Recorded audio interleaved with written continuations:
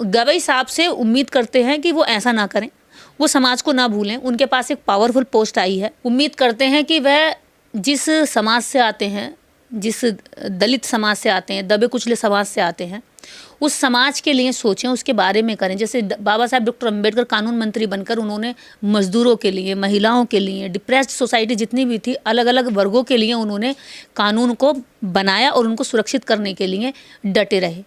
ऐसी सोच और ऐसी मंगल कामना के साथ मैं गवई साहब को बधाई देती हूँ। लेकिन जिस तरह से उनका इतिहास रहा है, उसे देखकर ज़्यादा उम्मीद की नहीं जा सकती। जैसे उन्होंने वर्गीकरण का समर्थन किया, और वर्गीकरण का समर्थन उन्होंने पुरजोर तरीके से किया, और खूब जनरल क्लास जो थी, जो आरक्षण के हमेशा विरोध में रही है एक लॉबी, उनकी खूब वाहवाही भी लूटी, उनसे खूब तारीफ़ें लूटी, उनकी गोद में बैठकर खूब अच्छे से उन्होंने खुशियाँ मनाई कि मैं अब उनकी आँख का तारा बन गया हूँ, जो आरक्षण को हमेशा ख़त्म करना चाहते हैं, समाप्त करना चाहते हैं। पर बाबा साहब डॉक्टर अंबेडकर के द्वारा जो एक लाइन कही गई है कि मुझे पढ़े लिखे लोगों ने ज़्यादा धोखा दिया, वो समाज के लिए ज़्यादा घातक रहे, ऐसे वर्गीकरण का समर्थन करने के समय पर बाबा साहब की वो लाइन यहाँ पर फिट बैठती थी। क्योंकि शिक्षित वर्ग ने जो अशिक्षित वर्ग है उसको पीछे छोड़ दिया, उसके बारे में सोचना बंद कर दिया। वो सिर्फ जहाँ बैठा है वहाँ से जो उसके ऊंचाई पर बैठा हुआ समाज है उसके साथ ही हमेशा वो रिश्ते डेवलप करना चाहता, उसको खुश रखना चाहता, उसके साथ आगे बढ़ना चाहता है, पीछे छूटे समाज को छोड़ देना चाहता है। यही सोच और इसी विचार की वजह से आज इस समाज का भला नहीं हो पा रहा है। अगर आप देखेंगे, अब आप किसी भी जाति विशेष से, अगर बाबा साहब डॉक्टर अंबेडकर अपने साहित्य में लिखते हैं कि ब्राह्मण शातिर है, लेकिन ब्राह्मण से कुछ चीज़ें सीखने की भी हैं कि वो गरीबी में भी समाज का साथ नहीं छोड़ता और अमीरी में भी समाज का साथ नहीं छोड़ता। जब वो अमीर होता है तो समाज के प्रति और ज़्यादा जिम्मेदार हो जाता है, जब वो शिक्षित होता है तो समाज के प्रति और ज़्यादा जिम्मेदार हो जाता है। लेकिन जब हमारे समाज का व्यक्ति शिक्षित होता है तो समाज के प्रति ज़्यादा गैर जिम्मेदार हो जाता है, और भी गैर जिम्मेदार। जितना जितना आगे बढ़ता जाता है इतना इतना समाज को भूलता जाता है। तो गवई साहब से उम्मीद करते हैं कि वो ऐसा ना करें, वो समाज को ना भूलें। उनके पास एक पावरफुल पोस्ट आई है जिसके आगे देश का प्रधानमंत्री भी और देश की बड़ी बड़ी ताकतें भी चीफ जस्टिस के आगे नमस्कार करती हैं, उनको उनके आगे झुकती हैं। तो ऐसी स्थिति में उनसे उम्मीद करते हैं कि वो उस तरह से कानून को आगे बढ़ाएं, कानून की सुरक्षा करें जैसे बाबा साहब डॉक्टर अंबेडकर ने की, दलितों के अधिकारों की, डिप्रेस्ड क्लास की, हर उस व्यक्ति की, बच्चों की, मजदूरों की, महिलाओं की, दबों की, कुचलों की। तो यही उम्मीद हम करते हैं चीफ जस्टिस से कि गवई साहब, केवल फूल चढ़ाने से बात नहीं बनेगी। हाँ, चढ़ाई अच्छी बात है, बाबा साहब डॉक्टर अंबेडकर के आगे नमन करना। जैसे उन्होंने कहा मैं बौद्धिस्ट हूं, तो क्या बोध गया वाले मामले में कुछ वो? हाँ, मैं वहीं आ रही हूँ, आपने बिल्कुल सही सवाल किया। इसी को मैं कहना चाह रही थी अभी कि केवल फूल चढ़ाने से बात नहीं बनेगी। बाबा साहब डॉक्टर अंबेडकर के जो अधूरे काम हैं या जो वो करना चाहते थे या जिनको वो कर रहे थे, उस बीच में वो चले गए दुनिया से, उनको आगे बढ़ाना बाबा साहब डॉक्टर अंबेडकर का अनिवार्य होना है। हाईएस्ट पद पर बैठे हैं, जो पावरफुल पद पर बैठे हैं, कि उन्होंने बाबा साहब की मूर्तियों पर माला डाली और उनके विचारों पर ताला डालकर इस देश के अंदर उन लोगों को छोड़ दिया, पूरी तरीके से उनको अनाथ छोड़ दिया, जिनके ये मार्गदर्शक हो सकते थे, जिनके अधिकारों के सुरक्षा वाहक हो सकते थे, जिनको आगे बढ़ाने के रास्ते प्रशस्त कर सकते थे। लेकिन ऐसा हुआ नहीं। अभी तक तो ऐसी उम्मीद इनसे हम कर रहे हैं, लेकिन भविष्य में हो सकता है कि क्या होगा, भी देखते हैं आगे के क्या क्या इनके निर्णय आते हैं, कैसे निर्णय आते हैं, उन गरीबों के, पिछड़ों के और दलितों के पक्ष में आते हैं, उनके विरोध में आते हैं। कई बार होता क्या है कि देश के अंदर जो जनरल कास्ट है, जो ऊपर बैठे हुए मनुवादी सोच के लोग हैं, वो एससी या ओबीसी या दबे समाज में से किसी एक को लाते हैं चेहरा दिखाने के लिए कि देखिए तो एससी है साहब, हमने नहीं कराया, एससी ने कराया, ताकि विरोध कम हो जाए। या गाली पड़े तो पक्ष और विपक्ष दोनों, गाली देने वाला भी दलित समाज हो और गाली खाने वाला भी कोई दलित समाज से हो।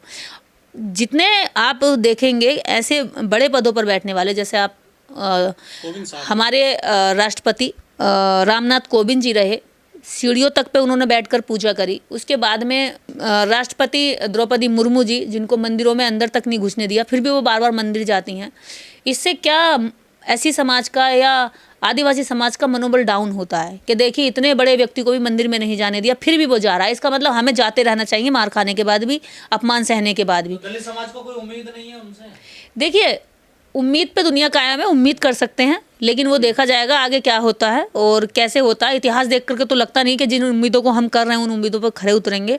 बाकी समय बताएगा। जातिवाद जेलों में भी है, बहुत सारे लोगों को न्याय नहीं मिला है, समय पर उनको वकील नहीं मिल पाए। जो SC ST के लोग हैं वो जेलों में पड़े सालों से, कुछ उनको उम्मीद जगेगी? ये बात एक बार अपने भाषण में राष्ट्रपति द्रौपदी मुर्मू जी ने कही थी कि भारत की जेलें भरी हुई हैं और उनमें जो है लगभग 80% लोग SC और जनजाति समुदाय के हैं, जिसमें से बहुत बड़ी संख्या में निर्दोष लोग हैं जिनके कभी निर्णय समय पर नहीं आए, जिनकी फाइलें कभी टेबल पे पड़ी पड़ी धूल से चाट गई, जिसका दादा मर गया पोता उसका केस लड़ रहा है। ऐसी स्थिति में तो न्याय व्यवस्था देश की दुरुस्त होनी चाहिए और जिस तरह से IAS और सिविल सर्विसेज का एग्ज़ाम होता है वैसा ही जो आज कॉलेज से बने हुए जज हैं इनमें भी होना चाहिए, ताकि ये अपनी काबिलियत के दम पर जल्दी जल्दी जितने भी केसेस हैं उनको आगे बढ़ा सकें।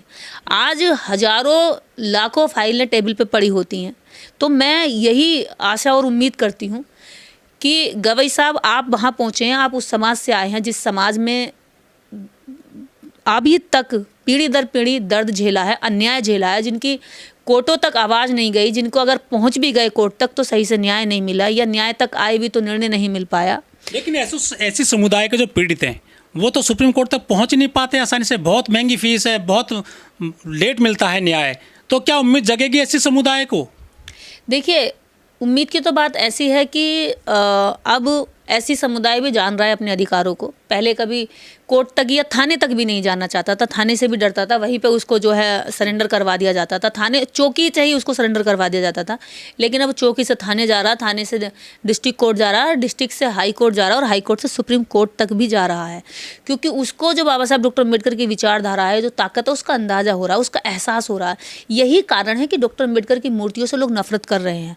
जो मनुवादी सोच के लोग हैं वो नफरत कर रहे हैं, क्योंकि डॉक्टर अम्बेडकर को जानने के बाद में लोगों को पता चल गया कि हमारा अधिकार या हमारी लड़ाई की जो क्षमता है या लड़ाई का जो लेवल है केवल डिस्ट्रिक्ट कोर्ट तक नहीं है, हाई कोर्ट तक भी है और सुप्रीम कोर्ट तक भी है। तो वो जा रहे हैं और उम्मीद करते हैं कि गवई साहब जैसे लोग हैं वो इन लोगों की बात को सुने और समझें और उसको सही निर्णय तक पहुँचाएँ। एक सवाल ये भी उठता है कि हमारे देश में ऐसे समुदाय के लोगों को खाप पंचायतों में, गांव की पंचायतों में जूते मारकर, मुंह काला करके सजा दी जाती है। उसी समाज का एक व्यक्ति सबसे बड़ा पंच बना है देश का। इस कदर स्थिति थी कि दिन दहाड़े बहन बेटियों को उठा लिया जाता था और थाने या कोर्ट में जाना तो बहुत दूर की बात, गांव के ही अंदर 4 पंच बैठ करके समझौता करा दिया करते थे, या जिसने रेप किया होता था उसी के साथ जबरन शादी करा दिया करते थे, इसी को न्याय मानते थे। तो ऐसी स्थिति में मैं उनको तो आप छोड़िए कि देश के अंदर बाकी तो लोगों के साथ हो ही रहा, जिस परिवार से वो आ रहे हैं महाराष्ट्र के, उस जाति विशेष के लोगों के साथ इस तरह के अत्याचार हुए हैं। तो ये तो गवई साहब खुद देखें, जब वो कह रहे हैं कि मैं अम्बेडकरवादी हूँ, तो अम्बेडकरवादी होने के बाद तो ये सारी बातें मुझे नहीं लगता कि कोई अनभिज्ञ रह गया होगा कि देश के अंदर किस तरह की स्थिति दलितों ने झेली है या झेल रहे हैं अभी भी, या किस तरह की खाप पंचायतों के माध्यम से उनके समझौते करा करके वहीं उन्हें दर्द में छोड़ दिया जाता। उनके दर्द को कभी कोर्ट तक तो छोड़िए, थाने तक नहीं जाने दिया जाता। तो ऐसी स्थिति को बताने की हमें और आपको ज़रूरत नहीं होगी। मुझे लगता है गवई साहब जानते होंगे और इस पर आगे हमसे ज़्यादा बेहतर जान करके बेहतर निर्णय दे सकते हैं। और बाकी उनके ऊपर है कि वो कितना दबाव में रह करके इस पोस्ट पर काम करेंगे और कितना फ्री होकर। और जो लोग ये कहते थे कि दलितों में मेरिट नहीं होती, क्षमता नहीं होती, तो मौका मिला तो देखिए कहाँ पहुंच जाते हैं लोग।